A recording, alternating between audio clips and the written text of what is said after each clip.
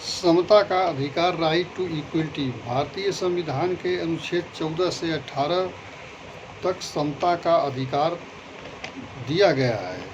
अनुच्छेद 14 के अनुसार राज्य भारत के राज्य क्षेत्र में किसी व्यक्ति को विधि के समक्ष समता या विधियों के समान संरक्षण से वंचित नहीं करेगा।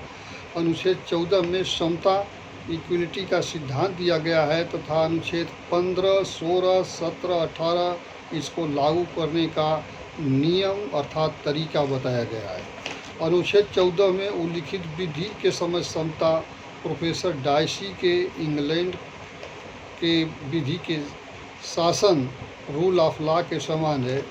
डायसी का विधि का नियम रूल ऑफ लॉ की उत्पत्ति 17वीं शताब्दी में इंग्लैंड के राजा जेम्स के समय मुख्य न्यायाधीश एडवर्ड कोक द्वारा यह प्रतिपादित किया गया कि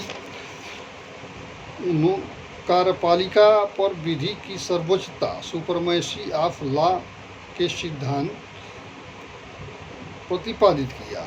1869 ईस्वी में बिल ऑफ राइट्स के द्वारा राजा पर नियंत्रण रखने के लिए इस सिद्धांत को निहित किया गया। प्रोफेसर डायसी विधि के शासन का 3 अर्थ बताते हैं। पहला है, डायसी के विधि के शासन के अनुसार विधि की सर्वोच्चता सुपरमेसी ऑफ लॉ अर्थात विधि सर्वोच्च है। दूसरा, विधि के समक्ष समता इक्वलिटी बिफोर लॉ। तीसरा, विधि रूढ़ि की भावना की प्रबलता प्रीडोमिनेंस ऑफ लीगल स्पिरिट। विधि की सर्वोच्चता सिद्धांत के अनुसार विधि सर्वोच्च है, सुप्रीम है, इसी के अनुसार दंडित किया जाएगा, न कि मनमाने आर्बिट्रेरी शक्ति के अनुसार दंडित किया जाएगा। विधि के समक्ष समता के अनुसार देश की सामान्य न्यायालयों द्वारा मान्यता प्राप्त विधि के समक्ष सभी व्यक्ति समान हैं।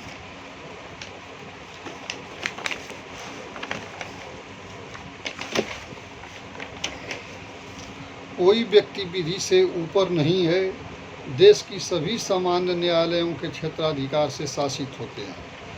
यह नियम सरकार के मनमाने के लिए नियंत्रित करता है।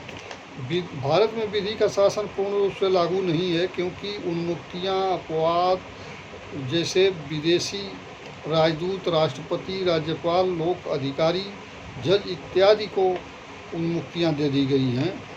डायसी देश की सामान्य न्यायालयों द्वारा कॉमन कोर्ट शब्द का प्रयोग करते हैं। डायसी ने फ्रांस के ड्राइट एडमिनिस्ट्रेटिव का विरोध किया है। वहाँ पर फ्रांस में सरकारी कर्मचारियों के लिए ट्रिब्यूनल है। इस ट्रिब्यूनल का प्रोफेसर ए.बी. डायसी विरोध करते हैं। डायसी के अनुसार हमारे लिए प्रधानमंत्री से लेकर के सिपाही तक का दायित्व साधारण व्यक्ति के समान है, अर्थात कर्मचारियों के लिए, अधिकारियों के लिए अलग से जो ट्रिब्यूनल है वह एक तरह से रूल ऑफ लॉ के विरोध में है। विधि के समक्ष समता का अपवाद है सम्राट, लोक प्राधिकारी, कूटनीतिक, ट्रेड यूनियन। विधि की भावना की प्रबलता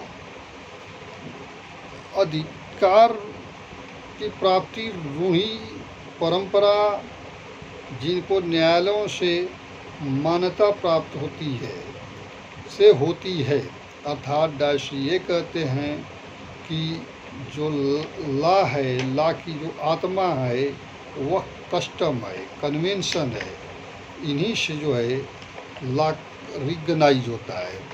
संविधान के साधारण सिद्धांत, दूसरे शब्दों में ये कहते हैं तीसरे नियम के अनुसार कि संविधान के साधारण सिद्धांत न्यायिक निर्णयों के परिणाम हैं। General principles of constitution are the result of judicial decision, अर्थात न्यायिक निर्णयों से संविधान के साधारण सिद्धांत की उत्पत्ति होती है। विधि का दूसरा सिद्धांत equality before law America, Canada, Ireland, Burma, Chile तथा अंतर्राष्ट्रीय प्रसंविदा इंटरनेशनल कोवेनेंट 1966 में सम्मिलित किया गया है। भारत में रूल ऑफ लॉ पूर्ण रूप से लागू नहीं किया गया है। विधि के शासन के पहले दूसरे नियम को कुछ अपवादों के साथ स्वीकार किया गया है। तीसरा नियम तो बिल्कुल लागू नहीं है। तीसरा नियम के अनुसार संविधान सामान्य विधियों का परिणाम है, भारत में लागू नहीं होता है। इसलिए क्योंकि हमारा संविधान अधिकारों का स्रोत है, निर्णय का स्रोत नहीं है। विधियों के सामान्य संरक्षण यूनियन स्टेट ऑफ अमेरिका के 14वां संशोधन के समान है।